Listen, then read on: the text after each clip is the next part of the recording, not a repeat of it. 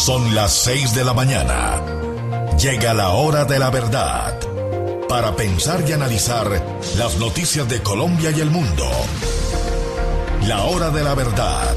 En la red de Radio Red RCN. Con Fernando Londoño Hoyos.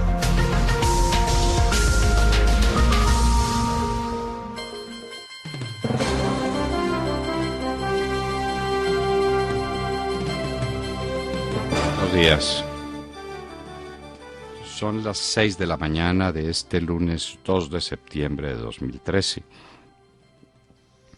Esta es la hora de la verdad que se transmite por Radio Red de RCN y estos son temas y asuntos que trataremos en la grata compañía de ustedes durante las próximas horas. El gobierno dice que hay normalidad en la mayoría de las carreteras. Siguen, sin embargo, paros y bloqueos en varias de ellas. El campo, pues, como nunca antes. ¿Cuál es la razón? Que el presidente, en contra de lo que había anunciado cuando estaba el tal paro en sus prolegómenos, va a convocar a una gran mesa nacional sobre la agricultura, otra mesa. Pero en esta mesa va a meter a todo el mundo. Va a meter a los curas, va a meter a los obispos, va a meter a los jugadores de fútbol, va a meter al Congreso, va a meter a los gremios, va a meter a los paperos, va a meter a los arroceros. Es probable que sea el estadio del Campín donde se convoque, donde se reúna esta mesa tal como la tiene concebida el presidente Santos. Obviamente sí. Según el decir popular, cuando no se quiere hacer algo se nombra una comisión, cuando se quiere hacer mucho menos se convoca una mesa de esta naturaleza.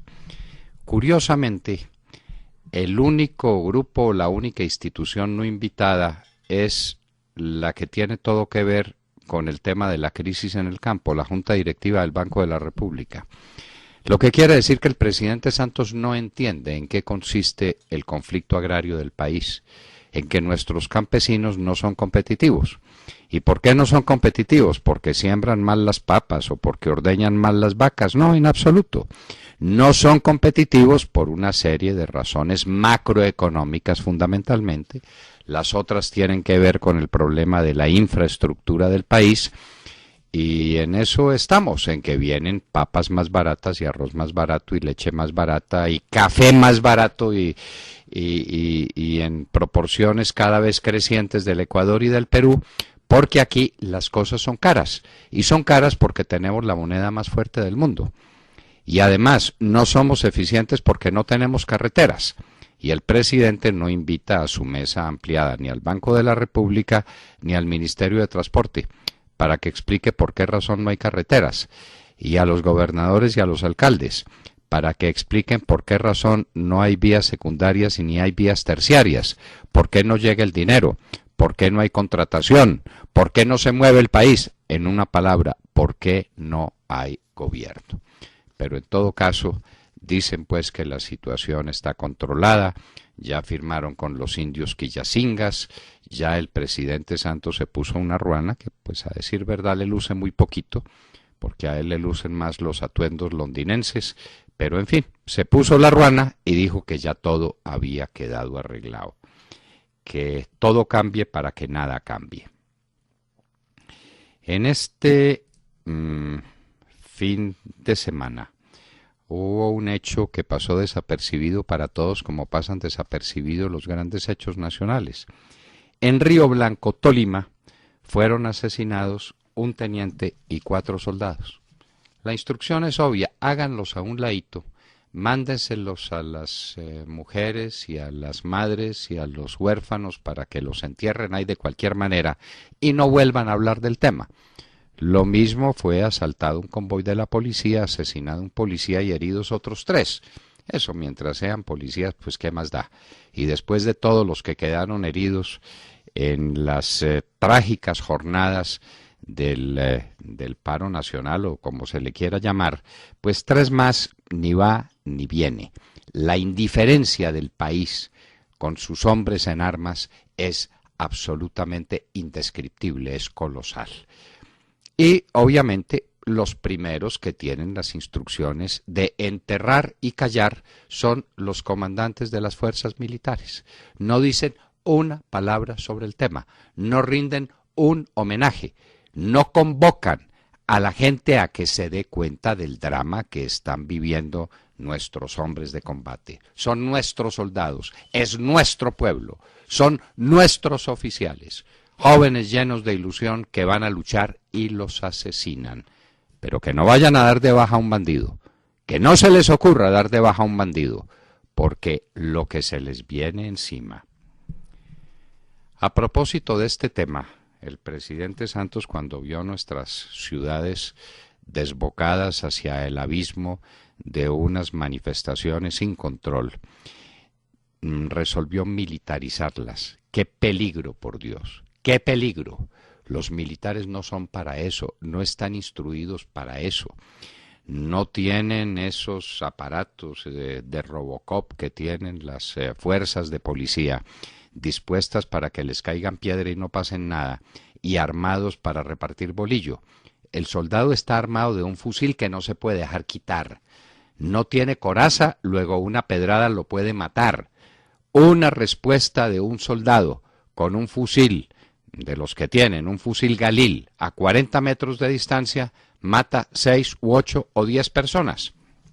El presidente Santos, que al parecer no sabe eso, militariza las ciudades. ¡Qué peligro! En economía, vamos, queridos amigos, derecho al pleno empleo. Derechito vamos al pleno empleo. Aquí cae la industria, cae el comercio, cae la construcción, caen las exportaciones, cae la gran minería, todo cae, pero eso sí, también cae el desempleo. Es el milagro de los milagros, este es el gobierno de los milagros y el hombre de los milagros, aquí el milagroso ya no está en Buga, el milagroso está en el DANE, el director del DANE es el hombre de los milagros. Lo que no le cuentan a la gente cuando se repasa esta cifra prodigiosa de un desempleo que baja continuamente es que la mayor cantidad de empleo que hay en Colombia es el que llaman empleado por cuenta propia. En ese empleado por cuenta propia hay unos empresarios de X, Y o Z categoría.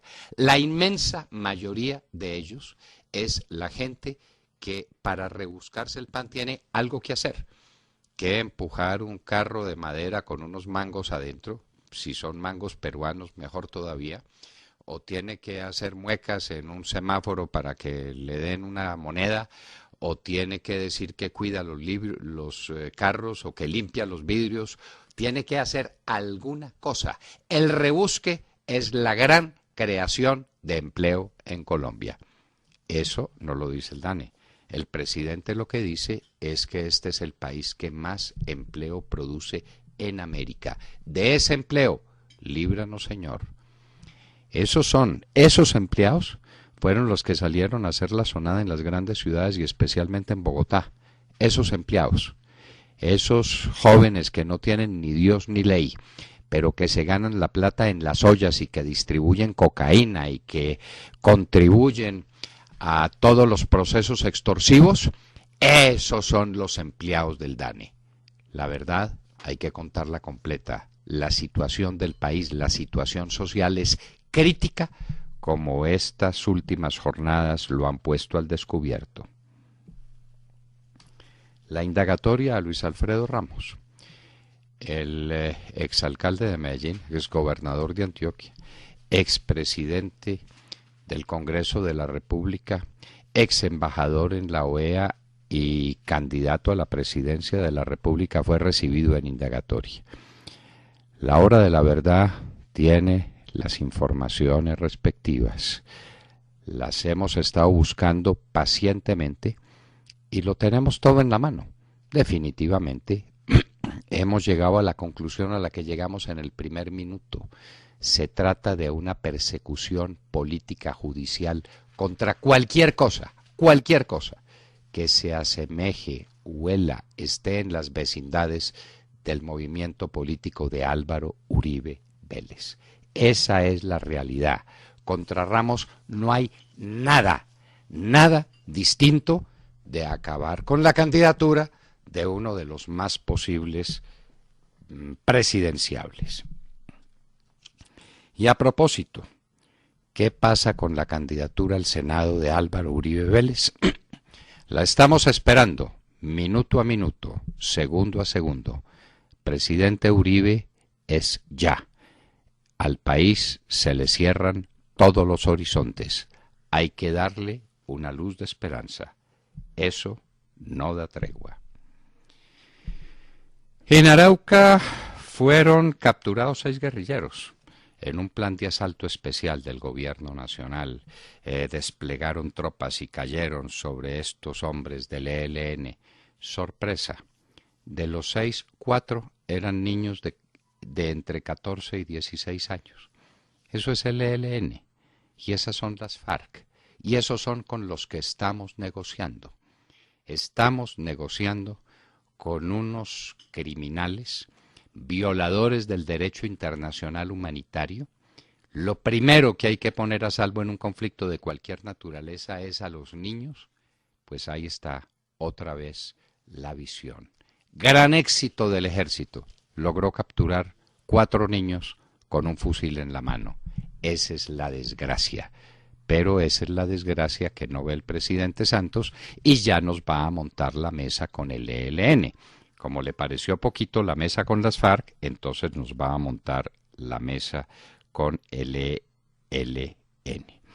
A propósito de Arauca, ya despejaron las vías, pero dicen que lo único que sigue bloqueado es el camino o los caminos que conducen a Caño Limón y Caricari. Es decir, la riqueza petrolera queda completamente bloqueada.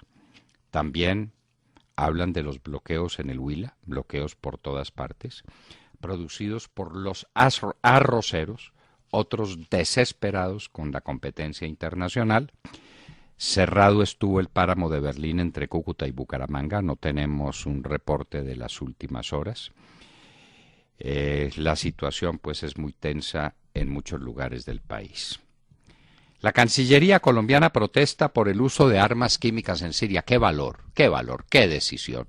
Esta decisión de la Cancillería colombiana sí nos llena a nosotros de sorpresa, de admiración. ¡Qué valor! Condenar el uso de armas químicas en Siria. ¿Por qué no le agregan un poquito y en el gobierno condenan el uso de cilindros bomba por parte de las FARC? ¿Por qué no le condenan el uso de minas antipersona? ¿Por qué no le condenan el uso de niños y de niñas en las filas de combate? De una vez aprovechen, ya que están en plan de condenar, pues condenen lo que de verdad es condenable y mucho más cerca a nosotros. Las FARC y el ELN violan todo el derecho internacional humanitario. El gobierno colombiano, a través de la Cancillería, se va a mirar la paja en el ojo ajeno en Siria, bien lejos, y no mira la viga en el propio. La Contralor General de la República dice que va a controlar la publicidad oficial. ¿Será verdad? ¿Y será verdad que la controla toda ella enterita? Y que nos dará un dato de cuánto ha invertido este gobierno en publicidad, en los medios de televisión, en la radio, en la prensa. ¿Será eso verdad? Ya lo veremos. Pues a propósito de Siria tenemos la noticia de última hora. El Parlamento británico no se resolvió. Los herederos de Churchill son un grupo de aburguesados y cobardes que le dieron la espalda al problema de Siria, que eso no es con ellos. Los que salvaron a Europa de la invasión alemana de 1914, los que salvaron a Europa y al mundo del empuje de Hitler, ahora se arrugan y se mueren de miedo por un bombardeo en Siria. Y Obama, el inefable Obama, hace exactamente lo mismo. En lugar de cumplir su deber y atacar en Siria, entonces ahora le va a consultar al Congreso de los Estados Unidos, simplemente para diluir su responsabilidad, para no asumir su responsabilidad ante el mundo. Y ya le contestó Bashar al-Assad, tiene llenos de presos políticos todos los objetivos militares, escudos humanos por todas partes. Ahora sí, dispare, señor Obama, asesine a los opositores políticos, que es los que están cubriendo todos los campos militares de Siria. Obama definitivamente es indescriptible. Yo no había visto, o no habíamos visto, nada parecido desde que Jimmy Carter, por la gracia de Dios, dejó el gobierno de los Estados Unidos. En Egipto, Morsi va a ser procesado como incitador por el asesinato de civiles durante las manifestaciones que se hicieron en contra de su gobierno. Sigue la lucha contra las llamas en el Parque Yosemite en California. Brasil, dice la Organización Internacional de los Juegos Olímpicos, que está atrasado, que no se están adelantando las obras con la eficiencia que corresponde para los Juegos Olímpicos del 2014. Mandela, el hombre de la paz en Sudáfrica, volvió a su casa, pero dicen que sigue en estado crítico. No entendemos muy bien cómo son las noticias sobre Mandela, pero esas son las que se transmiten. Murió un gran periodista, David Frost, el hombre que le hizo los reportajes más extraordinarios a Richard Nixon con motivo del Watergate. David Frost murió de un accidente cardiovascular cuando iba en un crucero en uno de los Queens, en uno de los grandes buques de la Gran Bretaña para este tipo de actividad de recreación. Y en Hoy en la Historia, año 41 de nuestra era, la batalla de Actium fue la batalla que dio lugar al nacimiento de un imperio. El Imperio Romano nació realmente en la batalla de Actium, una batalla naval donde la suerte estaba ya echada. Les contaremos esta historia apasionante. Y de esto y de mucho más hablaremos con ustedes en las próximas horas, en la Hora de la Verdad.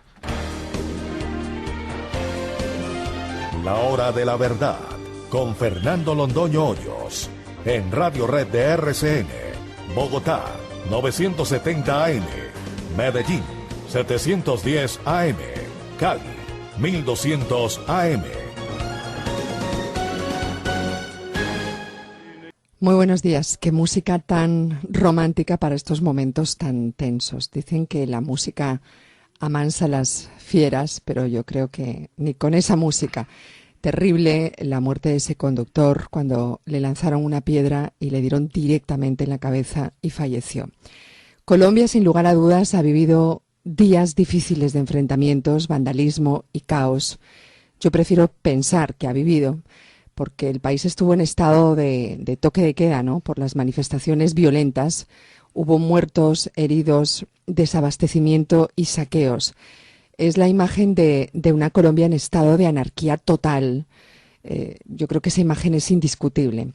Aparentemente, el gobierno levantó las movilizaciones con un acuerdo que firmó con los indígenas. Repito, es aparentemente, porque los bloqueos continúan en otras partes. Ese acuerdo con los indígenas es un acuerdo ambicioso y es un pacto nacional para solucionar los problemas del agro y que contempla la compra de 40.000 litros de leche que se producen en la región durante los próximos 15 meses. Y digo que se solucionó aparentemente, insisto, porque a pesar de este anuncio, hay fuentes que hablan de bloqueos en 6 departamentos. Persisten las dificultades en Caquetá, Cauca, Huila, Putumayo, Valle del Cauca y Nariño, porque, por ejemplo, en las carreteras de Boyacá, efectivamente, el desbloqueo permitió la entrada de víveres a la capital del país, pero, por ejemplo, en el departamento de Palermo, Huila, sus habitantes siguen atrapados por los bloqueos que no permiten la entrada de víveres, frutas ni verduras. En el departamento de Nariño hay más de 30 ciudadanos, entiendo que son ecuatorianos, venezolanos y chilenos, que no han podido viajar. En el departamento de Putumayo continúa bloqueada la entrada a la capital de Mocoa. En Caquetá también la situación es crítica. En definitiva, las informaciones de desbloqueos no son claras, pero la situación es crítica y la solución del problema no parece cercana, la verdad. ¿Qué fue lo que firmó el presidente Juan Manuel Santos con los indígenas? A ver si me ayudan a entender. Porque entiendo que se comprometió a comprar leche durante 15 meses. La pregunta es qué pasará después de que transcurra ese tiempo. ¿Quién les comprará la leche? ¿Y qué es el Pacto Nacional para el Sector Agrario? Suena como muy importante, ¿no? Pero a mí me gustaría saber en qué consiste y qué soluciones va a aportar. ¿Quiénes estarán en esta nueva mesa gigante para el Pacto Nacional? Porque esta sí va a ser una mesa bastante extensa, ¿no? ¿Y qué soluciones ha pensado el Gobierno, aparte de quejarse y de no asumir su responsabilidad, porque ya ha dicho y ha repetido sin cesar que este no es un problema de este Gobierno, que es un problema estructural y que viene de hace mucho? Lo importante es qué soluciones va a dar, porque este es el Gobierno que hay en estos momentos. ¿Y por qué Colombia vive semejante caos si todo es tan perfecto y el país va tan bien, como dice el presidente Juan Manuel Santos? ¿Y por cuál casualidad es el único país de Sudamérica que está soportando y viviendo esta sublevación agraria? ¿Por qué? ¿Qué es lo que está pasando en Colombia que no pasa en el vecindario? ¿Cómo será que no pasa ni siquiera en Venezuela, donde no hay comida? Allá se acabó definitivamente la comida y aquí vamos para allá. Pero yo le hago una pregunta a Montserrat, porque usted dio la noticia, debe tener la respuesta. A los campesinos de Nariño les van a comprar leche, ¿me quiere decir a qué precio? Esa es una buena pregunta también. ¿Le pareció buena la solución? pregunta? A ver, pero la solución además es a corto plazo. Estamos hablando de 15 meses. No importa el plazo que sea, pero la pregunta es a cómo. Bueno, pero a un precio que le resulta rentable al campesino producir la leche. No, ya, bueno, en estos momentos no hay ningún precio rentable al campesino, ¿no? Y que nos muestren las partidas presupuestales para esto, ¿no? Porque pues muy fácil firmar papeles y decirlo, pero si la chequera no da. El Instituto Colombiano de Bienestar Familiar compra la leche y supuestamente la distribuye entre los niños de Colombia, pues creemos poquito en la capacidad que tenga el Instituto Colombiano de Bienestar Familiar para rediseñar todo su programa de alimentación infantil y para incluir leche, lo que nos parecería fantástico que todos los niños, los de 0 a siempre y todos que tengan leche, maravilloso. ¿Quién ha hecho el diseño de ese plan? ¿A cómo se va a comprar la leche? ¿Qué tipo de leche se va a comprar? ¿En qué condiciones se va a trasladar? ¿A qué campesinos se les va a comprar la leche y a cuáles no? ¿De quién va a hacer esa selección? No, es que a usted le compro Tin Marín de Dopingüe, a usted sí, a usted no, a usted le compro más, a usted le compro menos. Eso, ¿cómo se va a hacer? No tienen ni idea. Es el resultado de todas las improvisaciones que hace ese gobierno para solucionar el tema, y nada mejor que una mesa nacional, una gran mesa nacional de acuerdo campesino, como no ha habido otra en la historia, como nunca antes. Todo el país sentado en una mesa para hablar del campo. ¿Será que esta farsa grotesca se la va a tragar el país? ¿Y que va a citar también a los alcaldes, a los gobernadores, a los curas, a los obispos, a los de aquí, a los de allá, al Congreso? Va a citar al Congreso para la mesa. Pero que para que obren representación de quién. Pero si le dimos la representación en las urnas para que hicieran las leyes. Y esos fueron los que hicieron las leyes sobre el TLC contra las que protestan los campesinos. No, esto definitivamente, Montserrat, cuando uno está enredado suele dar palos de ciego, pero estos sí que son palos de ciego de verdad. Bueno, pero eso tiene un costo. Eso tiene un costo, doctor Londoño. Yo creo que estas improvisaciones lo que pueden hacer es aumentar el malestar, profundizar mucho más el problema. Creo que la gente, los campesinos están cansados. Obviamente hay infiltración. Yo creo que debe haber infiltración porque los niveles de violencia son impresionantes, pero el malestar es innegable. Y yo no veo soluciones ni a largo plazo ni en profundidad para un problema que el gobierno dice que es un problema estructural, ¿no? Sí, claro que es un problema que se debe al presidente Álvaro Uribe y al general Santander, sí, y a Rafael Núñez.